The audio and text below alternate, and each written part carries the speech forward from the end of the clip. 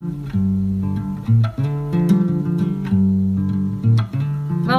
to Take It from the Iron Woman. My name is Susanne Müller, your host and the Iron Woman. This podcast is about empowering yourself and others to make real changes in the world. You will hear from everyday, smart, sophisticated, hip people like you and me. Not everybody has to be an Iron Woman to impress the world. Together, we will learn from the sports and business leaders how you can become a more successful person as an entrepreneur or a leader. It's one step at a time, one day at a time. Take your steps now. Take your big steps now. Join me on this journey to success. Take it from the Iron Woman. Only special guests. And today we go to Nadia. She's an educator, coach, certified personal trainer, masters in education, 520 plus races, 75 BQ. And for whoever is not a runner, BQ means Boston Qualifier, 16 ultras, 140.6, 70.3. This is the Ironman distance. Youngest to 100 marathon races in 2013. Nadia, introduce yourself. What can we learn from you? I'm excited to have you. Thank you. Hi, yes. Thank you so much for having me. I'm really excited to share my story, and I'm honored that you'd come and reach out to me. It's really great to connect with another female podcaster because that's one thing that is very unique in the podcast world. We need more women out there to just share the stories of the people that are out there. So my name is Nadia Ruiz, and I am a coach, educator, and certified personal trainer. The person that I am has taken years to develop and basically evolve from where I started. My career actually started as an educator. I was a teacher, and I taught high school biology for 10 years at the high school level for ninth graders when they're just coming into school at 14, 15 years old. I absolutely love education. I love teaching. I love learning. I love kids and I love youth. All of that as a career, it was very rewarding. I just come with its challenges, just like every career does. I wanted to also continue to grow and learn and see how else can I reach and help more people. And I went to UCLA with my background is I have a bachelor's in biology, a master's in education, and my teaching credential in biology for California. So as I was teaching, I started coaching as well at the high school level, cross-country track, as taught with students from LA. And I just loved seeing runners, youth reach their goals. There was just such excitement, such happiness. It reminded me how much it felt like what it was to run my first marathon or reach my first goal. I wanted to help people reach that goal more and more and more because it's just almost like I was reliving my story through them and seeing them get to reach that. As I was able to transition from teaching into coaching, I started then into event production. I had a company out in downtown LA reach out to me that they wanted to work with me as a consultant for running. At that point, I've already had 20 years of experience in racing. The running was my language. It was literally my language. I can tell you so much about it and I breathe it. Events bring so much energy. And I think it's a good thing for the soul and a good thing to bring our community out together. I wanted to learn what it took to put on these events. It took me on their wing. I told them and taught them everything there was in the running world. And we mutually learned a lot. I learned so many hours that are put in for these events that are half marathons, whether they're on the roads or the trails. And I'm very grateful for how much I've learned. It gave me a different perspective. It allowed me to see different things through a different lens. And again, while all this is happening, I was still competing as a runner. And then I was able to basically expand my coaching business into different brands and companies. And I just was really, truly was able to grow and just do what I love. Slowly but surely. It doesn't make it any easier or any less time consuming, but definitely rewarding in a different way. Let's unpack that story. And how did it start? I know you have a fantastic story. Running has always been in your life? Yeah.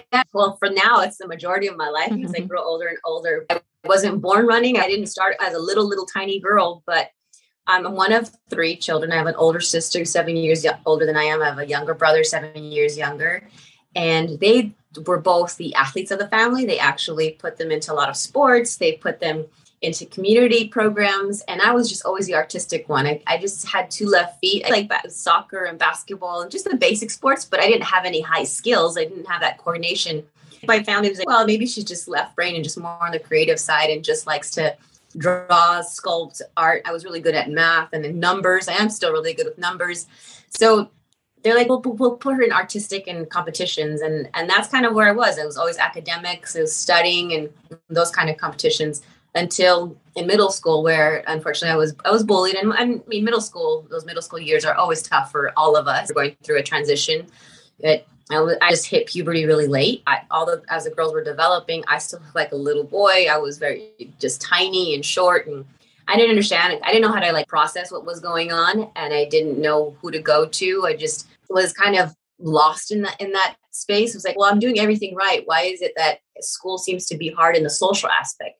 Why is it that the peers and the friendships and like all of that is so important? When I was taught, what I was aware is like, as long as you do your best in school, like that's going to be your ticket out. But there has to be a balance between the social aspect as well. I would be getting little bullies that were threatening me. My mom said, we're going to put you in boxing and see if you could at least defend yourself, which was really, really unique and weird that my mom would do that. But that's where I discovered that I had an endurance bug in me. I run because my boxing coach had me start running. And I discovered that I could run. I was like, oh, this is really neat. And I was 12, 13 years old at the time.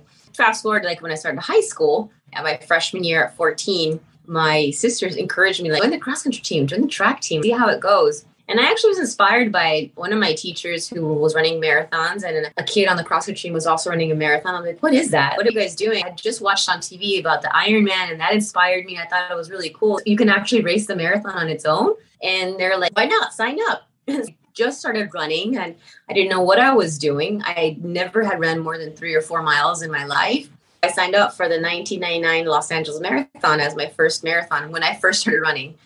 Needless to say, I hit a wall. I wore cotton socks, I wore trainer shoes, cotton shoes, just all the wrong attire, all the wrong ways to train for a race. I did all the wrong things. And I show up, but my dad was inspired by his 14-year-old daughter wanting to run her first marathon. He signed up and did his first marathon with me side by side.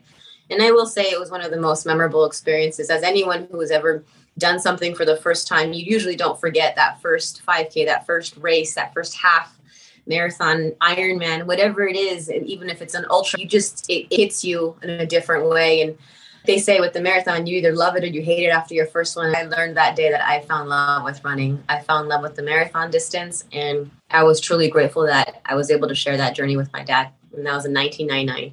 Fast forward 24 years later, and we're still doing it. So your father goes with you to all the races and he's still running with you? He is still running with me, and he did his first marathon at age 40, and he is now 64 years old. He's also been running LA Marathon with me 24 years consecutively. And as he's gotten older, of course, his body is aging and he's getting slower, and he's had his own setbacks in his life. He comes and runs with me in his races whenever he can. So he definitely would love to run all day, every day, but he's a full-time working electrician. He's a family man. He's married to my mom. It's like whenever we do go to races together, it's like the kid inside us gets to come out, and we're super grateful that we can have those moments together. Even if it isn't every weekend, whenever we can now, we truly take it in with gratitude.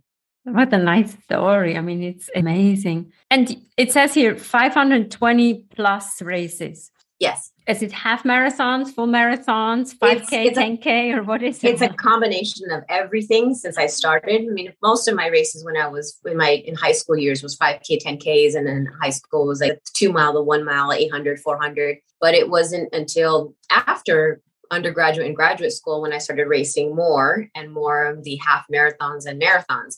And then my philosophy is like, you need to play as a coach and as a teacher and educator, you need to place yourself in elements and scenarios that you aren't comfortable with, that you aren't familiar with, because that helps you learn more about yourself, learn more about others. Even if, let's say, my favorite distance is a marathon, I'm not necessarily going to only race marathons, because in order to become a better marathoner, I need to know how to translate those skills in a half marathon, in a 5K, and a 10K. And then because I also love riding my own life, I would do obstacle course races. I would do stage races. I would do ultras, triathlons. And ultimately, this whole entire journey started because I was inspired by the Ironman World Championships when I saw that on TV broadcast and people sharing their stories. It was just absolutely so inspiring that I'm like, you know what, if they can do that because they're putting themselves and giving themselves a goal to do this, I could do it too. And one day I will. And eventually I did. You went to Kona? No. Eventually I did it. But my initial goal I set to myself when I was 12 years old, and I saw that on TV, was I want to do an Ironman one day. And I want to do it. I just calculated at that time when I was 12 years old. I was like, I'm going to do it my deadline was by the time I turned 27, because I said, well, that's when I'm going to finish my undergraduate. I'm going to finish professional. I'm going to finish residency. At that point, I wanted to go into medicine and I want to be a doctor. Well, I'll have my own practice by 27, and I want to make sure that I have my money just so I can fund it and then train and do an Ironman. Of course, the things don't go as planned when you're planning it now or when you're 12 years old. I ended up doing, I think, my first triathlon when I was about 25, 24. And that's when my triathlon journey started, because that's when I had finished undergraduate school, graduate school, and I was already teaching. I had my career already with me. Let me go ahead and now start investing into all the supplies and the races and training. And it was a process to learn and teach myself. I had a mentor and I would ask questions, and I just books and books that I read about Ironmans, because meaning back then the internet didn't have as much information that was developing as it is now. I mean, social media wasn't developed as it is now, where you can reach out and ask questions. Even you can ask questions to professional athletes and they may respond. It's a much different world where it was. But back then I was in books. I was like, what can I learn? What can I learn? What can I learn? And then going out there and practicing and failing sometimes or succeeding sometimes. But that ended up leading to my triathlon journey too. Those 520 races are a combination of everything, because I love challenging myself. I love challenging myself in ultras and trails and roads and short distances, long distances, stage races, backpacking, mountains and summits. I love it all. I love anything that moves my body. And if my body continues to breathe, I want it to move, and I want to do it until my last breath. Thank you. Thank you for having me. Thank you so much, Nadia. Always fun to talk to an active person. Many races, Ironman, marathon, you name it, she has done it. What are you taking away? Take it from the Iron Woman. We have episodes every Monday, every Wednesday. There is something for everybody, something for you to learn, to grow, to be inspired. And Take It from the Iron Woman started out as a book. Download it, read it, enjoy it. It's global business coaching with sports parallels.